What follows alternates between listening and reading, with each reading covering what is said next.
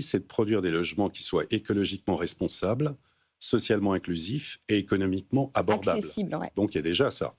Alors, moi, ce qui est bien, ce que j'ai trouvé ces derniers jours, c'est que plutôt que de rester spectateur et de se plaindre, le neuf va mal, on sait que c'est à moins 50% depuis 2 ans, il y en a certains qui se disent, allez, on va lancer des challenges, on va lancer des idées.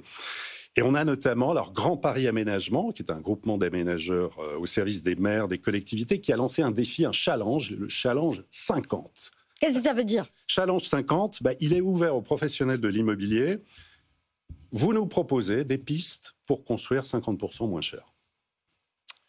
Carte blanche donnée aux acteurs. Sans fiscalité, sans machin, hein, on est d'accord. Absolument. Transformer, proposer en fait des modèles pour produire mieux et moins cher. Ils ont ouvert, ils ont eu une 50aine de propositions. Il y a 5 groupements de candidats qui ont été retenus. Alors, ça va de l'idée de rénover, de construire 50% moins cher sur des parcelles partagées. Il y a aussi des idées autour de la construction hors site. Donc ça, vous le savez, c'est le fait de produire en atelier, en usine, Je vous conseille de réécouter notre émission de lundi, c'était passionnant. Du chantier et d'apporter directement... sur le chantier de construire, ça permet de réduire les délais de construction, de limiter les nuisances, moins de rotation de camions, moins de bruit, moins de poussière, avec pour conséquence aussi l'acceptabilité, c'est important, des riverains, et en utilisant moins de matière. Il y a une autre idée qui a été retenue, c'est autour du concept des auberges traditionnelles japonaises, avec les cloisons mobiles qui peuvent au fil du temps redéfinir l'espace et les usages. Il y a aussi des idées autour des parcours résidentiels avec des innovations juridiques, des montages financiers, c'est important. Il y a même un projet qui est baptisé Habitat résilient bon marché de 2050 pour faciliter l'accession avec un système de leasing immobilier.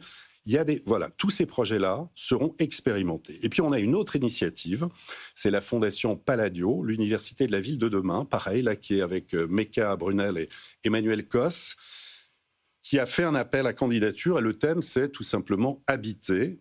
Donc, transformation du bâti, apporter un peu des idées là aussi. Bougez-vous les professionnels, montrez qu'on peut innover. Il y a des candidatures qui sont ouvertes jusqu'au 14 avril. Donc, Marie, si vous voulez aussi apporter des idées, Pierre, on fera ça ensemble. Et puis, il y a aussi, dans l'air du temps, il y a le lancement du prix international de la transformation de bureaux en logement. On en parle beaucoup, mais ça aussi. Donc, pour vous dire qu'il y a... Voilà, c'est en train de bouger. Il y a pas une solution, en fait. Et il y en a c'est ça, plusieurs, mais au moins les modèles évoluent. Et c'est vrai qu'à terme, et on le voit, Éric Greven a sorti un livre blanc sur le métier de promoteur immobilier dans 10 ans. Il a interrogé, en fait, les grands patrons, les dirigeants, comment ils voyaient l'évolution du métier.